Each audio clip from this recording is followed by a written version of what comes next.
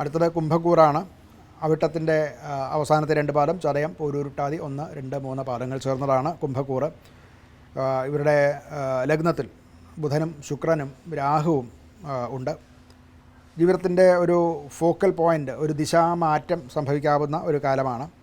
ഒരുപക്ഷെ പുതിയ ഇന്ന് ചെയ്തുകൊണ്ടിരിക്കുന്ന ജോലി വിട്ടിട്ട് മറ്റൊരു ജോലിയിൽ പ്രവേശിക്കുകയോ അല്ലെങ്കിൽ അവരൊരു ചെയ്തുകൊണ്ടിരുന്നതായിട്ടുള്ള വകുപ്പുകൾ മാറി മറ്റൊരു വകുപ്പിൽ പ്രവർത്തിക്കാനോ ഒക്കെ സാധ്യതയുള്ളതാണ്. അതുപോലെ തന്നെ ഒന്നിച്ച് പ്രവർത്തിച്ചു കൊണ്ടിരുന്നവരുടെ മനോഭാവത്തെ തിരിച്ചറിയാനും ഇപ്പോൾ സാധിക്കും.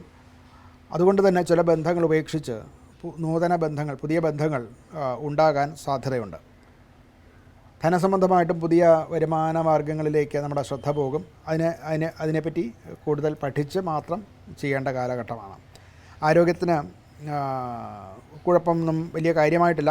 എന്നാലും ചില നാഡീ സംബന്ധമായിട്ടുള്ള പ്രശ്നങ്ങളും ഉറക്കം കുറവ് കൊണ്ടുണ്ടാകാവുന്ന ചില ദുരിതങ്ങളും അനുഭവിക്കാനുള്ള സാധ്യതയുണ്ട്. കുടുംബപരമായിട്ട് എല്ലാം അവിടെ ചെയ്യേണ്ടി വരുന്നതായിട്ടുള്ള എല്ലാ കാര്യങ്ങളുടെയും പൂർണ്ണ ചുമതല, അത് സംബന്ധിച്ചുള്ള എല്ലാ ലയബിലിറ്റിയും അവനവൻ്റെ ശിരസിലേക്ക് വന്ന് വീഴുന്നതായിട്ട് കാണാവുന്നതാണ്, അങ്ങനെ അനുഭവപ്പെടുന്നതാണ്.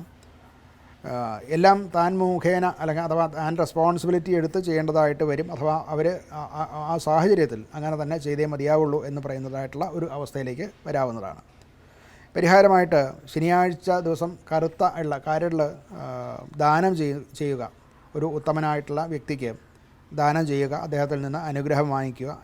അതുപോലെ ശിവക്ഷേത്രത്തിലും ശാസ്താക്ഷേത്രത്തിലും മറ്റുമൊക്കെ ദർശനം നടത്തുന്നതും അവിടെ നീരാജനം മുതലായിട്ടുള്ള കാര്യങ്ങൾ നടത്തുന്നതും വളരെ ഉത്തമമാണ്.